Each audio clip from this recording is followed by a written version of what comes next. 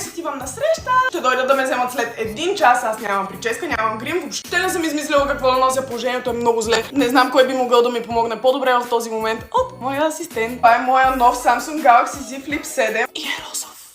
Предложи ми туалет, отивам на среща, ще пием коктейли и е фенси. Трябва да съм фенси. За такова събитие бих ти препоръчал елегантна коктейлна рокля в комбинация с обувки на висок ток. Мога ли да ти покажа 2 рокли и да избереш от тях? Разбира се, покажи ми ги!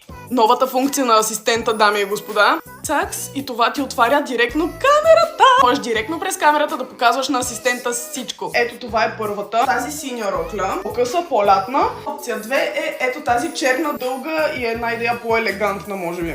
Може би черната рокля е по-добрия избор за фенси коктейл, както го описа. Мале, Google Gemini не сбърка с тази рокля. Сега трябва да измислим какво да сложим за аксесуари, за чанта, за обувки и за такива неща. Понеже вече съвсем нямам време, директно отварям. Моля те, трябва да ми кажеш с тази рокля кои аксесуари да сложа. Бордо чантата, бордо обувките, сребърните обувки с сребърната чанта, черни обувки с черна чанта. Мисля, че сребърните обувки и чанта са най-подходящи, защото са побляскави и празнични. Аксесуарите вече са на лице, на ръце, на уши, на краката ми. Дай ми идеи за грим и за прическа. Нещо, което бих могла да пресъздам, ако можеш директно да ми покажеш снимки. Може да опиташ опушен грим в потъмни нюанси. За косата, елегантен кок или холивудски вълни биха били чудесен избор. Ето няколко идеи за грим и прическа за фенси среща. Помолих да ми изкара резултатите в Pinterest. Ето това е inspiration, който ми избра. Ще завърша визията и ще се върна с финалния резултат. И дами и господа, финален резултат. Изцяло благодарение на съветите на Google Gemini, аз изглеждам перфектна и елегантна за своята среща. Сега е време аз и моят Samsung Galaxy Z Flip 7 да тръгваме. Бай!